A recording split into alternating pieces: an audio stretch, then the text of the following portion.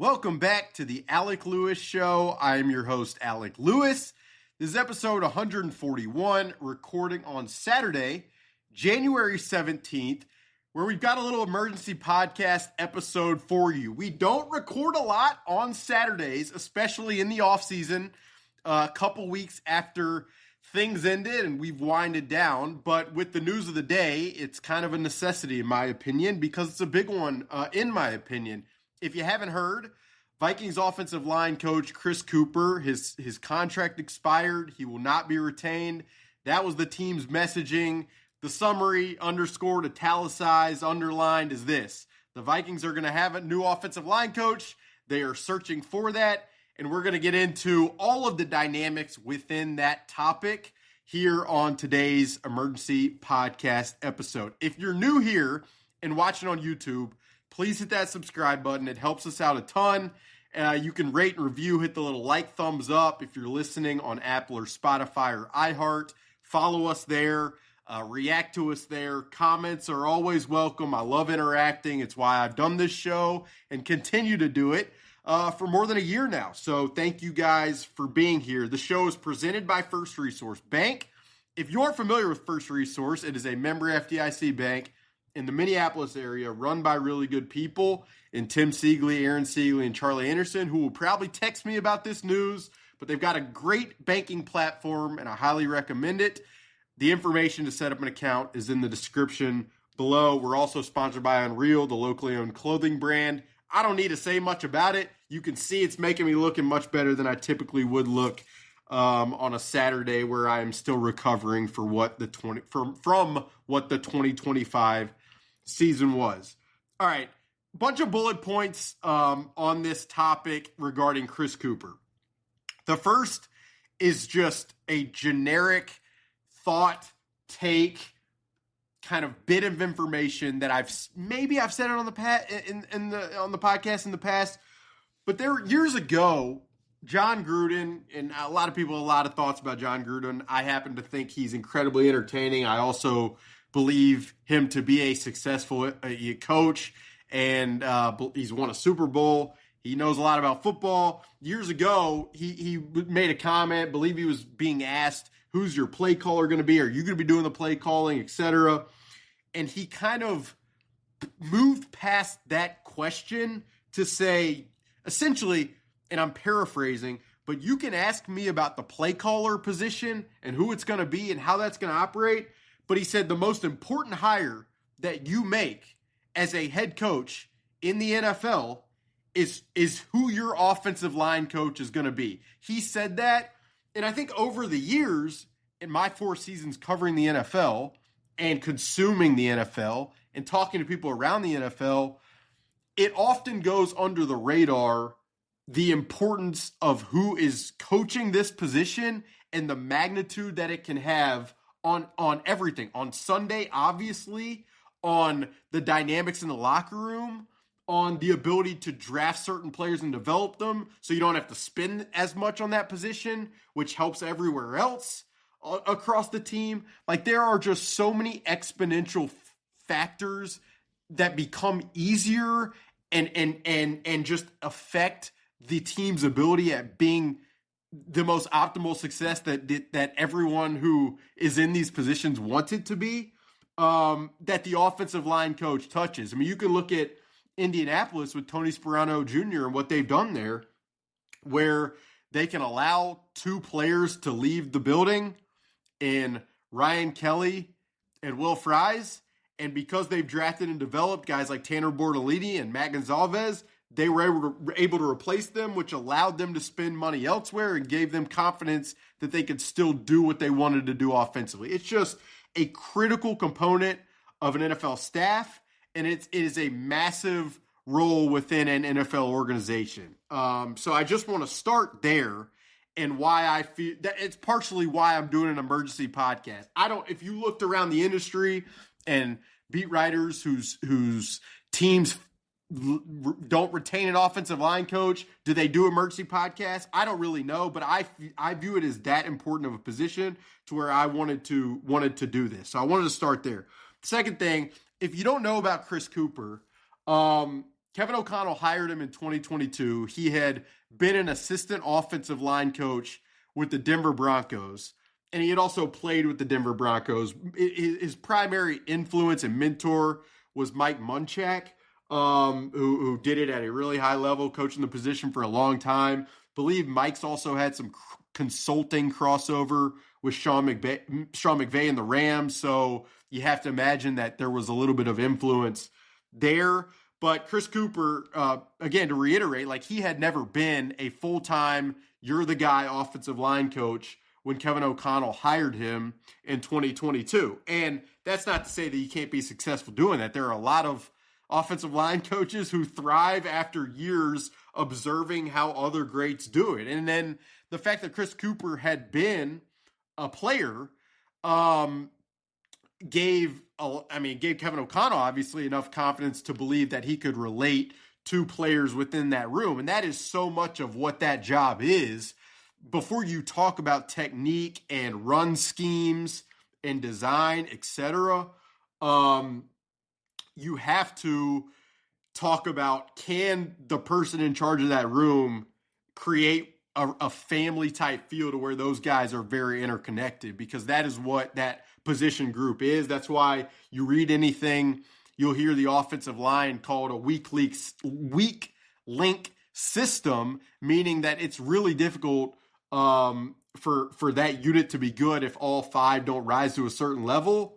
And it is important for all of those five to be in sync for that unit as a whole to thrive. So that's kind of where Chris Kuper came from. And over the years, Kevin O'Connell maintained confidence and optimism in what Chris Kuper could be as the team's offensive line coach. Like I vividly remember being in Indianapolis last year at the Combine and Kevin O'Connell talking about the fact that they lost assistant offensive line coach Sean Sterrett to Jacksonville, who has that job down there for Liam Cohen, and that they were bringing in Keith Carter to be the assistant. But I vividly remember at the time Kevin being clear that he felt like Chris was going to continue to ascend and be one of the premium offensive line coaches in the NFL. And that's obviously still possible. It's just not going to happen here in Minnesota. I'm going to give you some metrics that I pulled for this podcast because I think they're important. And these are all pass blocking metrics, courtesy of Next Gen Stats. But I'm going to go year by year, 2022, 23, 24, and 25. And the two numbers for each year I'm going to give you are where the Vikings interior offensive line ranked in pressure rate and sacks allowed. So the first number is pressure rate. The second is sacks allowed, 22, 23, 24, 25. In 2022, Chris Kuper's first year, Kevin O'Connell's first year as the head coach of the Vikings team, the interior of the Vikings offensive line ranked 32nd in pressure rate and 31st in sacks allowed. That's not optimal. There's only 32 teams in the NFL if you're new here to the program. As KFAN would say, as KFAN has learned. 2023, 25th in pressure rate, 14th in sacks allowed. So that was an improvement, and that will turn out to be the best season from an interior pass protection under Chris Kuper and Kevin O'Connell. 2024, they were 32nd in pressure rate allowed and 24th in sacks allowed. And then in 2025, again, so in 2025, 32nd in pressure rate allowed and 31st in sacks allowed. So 3 of the 4 seasons under Kevin O'Connell, the interior of the Vikings offensive line has been 32nd in pressure rate allowed in the NFL. I mean, that's putrid just by the facts of the matter. And I say this all the time. All pressures are different. All statistical companies like Next Gen Stats, they measure pressures differently, but there's just no denying the fact that you never want to be 32nd in any statistic, specifically 3 out of the 4 years in this very same statistic. So that's what I'll say. And then twice of the 4 years, they were 31st in sacks allowed on the interior of the offensive line. So, I mean, those are just the numbers. They are objective. They are factual. They always require context of the film, which is why I typically also watch the film, because the numbers just cannot be the end-all be-all because they don't tell the full story. But it's just pretty clear cut, and I wanted to provide that. The fourth thing I want to say, so as far as the 2025 numbers in particular, the Vikings had 25 different offensive line combinations this past season. That was like seventh most in the NFL. But they had 17 offensive line combinations that played 10 snaps at least, which was second most in the NFL, behind only the Los Angeles Chargers. So this past year, and you guys know this because we talked about it twice a week, every single week, and I wrote about it at The Athletic constantly when I wasn't writing about quarterback and defense and, play calling and all of that and draft and everything else that is worth talking about with this team right now. We were doing a lot of conversation about the offensive line and the interior. I mean, I go back to what it looked like against Cleveland and London, where you had Joe Huber in there and you had Brandell and Justin School switching from one tackle spot to the other. And that was for so much of the season, with Ryan Kelly's concussions, with Christian Darrisaw, the uncertainty of whether he'd play and how long he would play. I mean, it was a really tough situation for any, and whether it was Chris Kuper or you put the best of all time offensive line coach, it would have been difficult to sustain throughout the season. But complicating the overall evaluation beyond the numbers that I've already passed along is the fact that you look around the league right now, and some of the players who have started on this offensive line in recent years for Chris Kuper and Kevin O'Connell, some of them have performed really well, whether it's Garrett Bradbury in New England, whether it's Dalton Reisner this year in Cleveland, whether it's Ezra Cleveland in Jacksonville. That was a lot of Cleveland back-to-back, heads starting to blend together. That was a lot. Whether it's Ed Ingram in Houston, Vidarian Lowe has given New England some snaps. And then I mentioned Sean Sterrett, who was the assistant who left and went to Jacksonville. I don't think that Jacksonville offensive line was spectacular, but I also don't think they have the talent to ensure that their offensive line performance is going to be spectacular. So that is just another additional factor to why the Vikings would not retain Chris Kuper and why they would move forward in a search for a new offensive line coach. So the next question from you guys listening to this, I'm sure, is like, okay, Alec, so who's going to replace him? I mean, who's available? And it is my job, obviously, to both have conversations, to assess the possibilities, but also to evaluate around the league, okay, who is a sensible candidate who would have some crossover, have some relationship, have the ability, have the command of a room that has a really high expectation. And it's an interesting slate of options when you're talking about which potential offensive line coaches are available. I mean, the most accomplished name that you will hear, and I'm not talking about just for Minnesota, I'm talking about throughout the league, as a lot of these offenses are going to be turned over with new play callers and new staffs. The most obvious name is Bill Callahan, who has been at the pinnacle of coaching offensive line play for decades within the NFL. His son, Brian, was the Tennessee Titans head coach. Brian recently interviewed in Los Angeles for the Chargers offensive coordinator job. So you wonder there, would Bill, who I believe is nearing 70 years old, A, how much does he want to still do it? B, if he does continue to do it, does he want to be able to do it with his son, Brian? And if Brian gets an offensive coordinator job, would that be the obvious spot for him? So that's a dynamic with Bill Callahan. You ask around the industry about like who else exists, and there are four obvious names that surface within my conversations. And I'm not talking about obvious names that have been connected to the Vikings position. So what I would say is, I'm sure this certain aspects of this podcast will get aggregated, may get aggregated. I'm going to make it abundantly clear. Like, I don't have right now a definitive coaching candidate to connect to this Vikings job that is just a no-brainer. This is who the Vikings are after. Where I could say, let's say Brian Flores were to leave, I would say pretty confidently and definitively the internal candidate would be Durante Jones, and the external candidate would be Raheem Morris. I can't with the offensive line spot right now.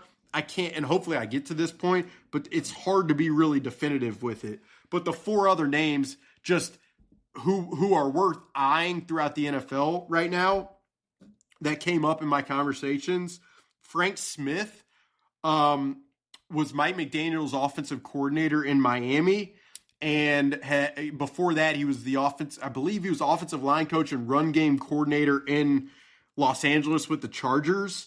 So with Mike McDaniel being let go in Miami, Frank Smith is a name who makes sense. The question obviously would be if Mike McDaniel gets either a head coaching job or an offensive coordinator position throughout the league, and that, I mean, one of those will happen for sure. How much does Frank Smith want to go with him? How tied together are they? I believe they're represented by the same agent, which is a crucial component of it in the coaching industry. But he would be certainly a name, Frank Smith. The others would be Butch Barry was the offensive line coach working with Frank Smith and Mike McDaniel. So let's say Mike McDaniel gets an OC job. Frank Smith can't get an OC job, so he goes to be Mike McDaniel's O-line coach. Then where does that leave Butch Barry?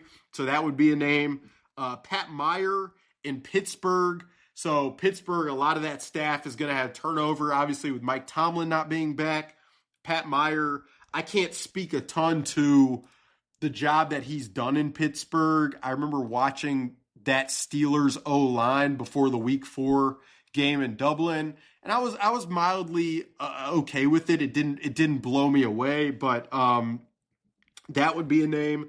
And then the other one, which similar to Bill Callahan, Frank Smith, kind of the uncertainty with it would be Dwayne Ledford, who has been the O-line coach in Atlanta and was under Arthur Smith and most recently Zach Robinson. There are a lot of people who rave about him in the industry and the job he's done down there. It's a lot of outside zone, not a crazy amount of change-ups off that. And then he's still under contract down there. So let's say Kevin Stefanski gets the Falcons head coaching position and he wants to keep Dwayne Ledford. That would obviously take him off the table probably, but he would be a name. So like those five came up when I'm having conversations with people in the industry of like who would make sense as an offensive line coach who's available, and those were five that came up. Bill Callahan, Frank Sinatra, Butch Barry, Pat Meyer, Dwayne Ledford, and then you could look at as far as other names within this conversation. You look at assistants around the league. One interesting name for me would be Zach Cromer, who's the assistant in Los Angeles with the Rams. He's the son of Aaron Cromer, who is one of the elites doing this in the NFL, currently for Buffalo. Zach Cromer's been in LA for ample time, I believe. Is he ready to take that spot? Would Kevin O'Connell be willing to bet on someone who hasn't held that number one offensive line coaching role with as important of a hire as this obviously is going to be? Like, all of those are questions. You might, if you guys are really astute, you might be asking me the question of, what about Keith Carter, who was brought in as the assistant for this past season, working with Chris Kuper? From what I know, it's my understanding Keith Carter's contract is also up, so would be mildly surprised by that. There's also a lot in the ether about Keith Carter and how he's managed players over the years. So just feels like handing the position to him, given the magnitude that I talked about with this position at the beginning of this podcast, just would be it would be a tough sell, even for me, just as I'm evaluating it. Like in my job, if that was the name, it would be a pretty I would need a lot probably to buy in that's the most optimal path with the group that is veteran laden And obviously you have Donovan Jackson, but that's one other aspect of this. Like, you have guys in Brian O'Neill and Will Fries and Christian Darrisaw who have seen it done multiple ways.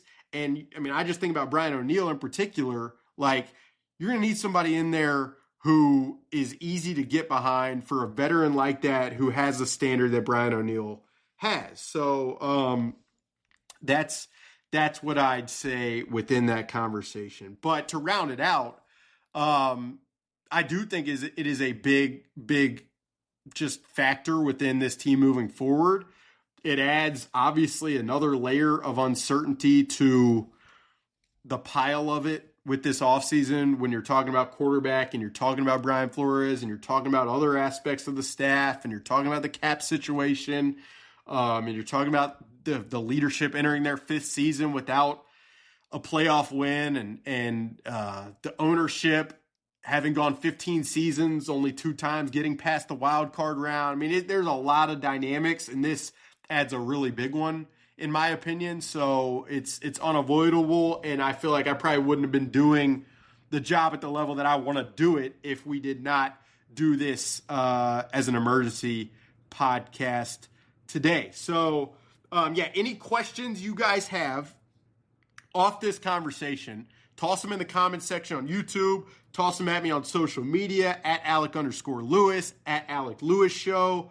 We'll be back next week with further conversation. But I'm all ears to what you guys think about this and what else is on your mind. I did a mailbag last week at The Athletic with conversation about Jordan Addison, quarterback, and Flores and all of that. So if you missed that, highly recommend going to check that out. With that, enjoy the games this weekend. Stay as warm as you possibly can. And, any other news that is notable and worth keeping an eye on, I will have it on social media. And if there's if we must do another emergency podcast this weekend, we'll get right on that. So, thank you guys for being here.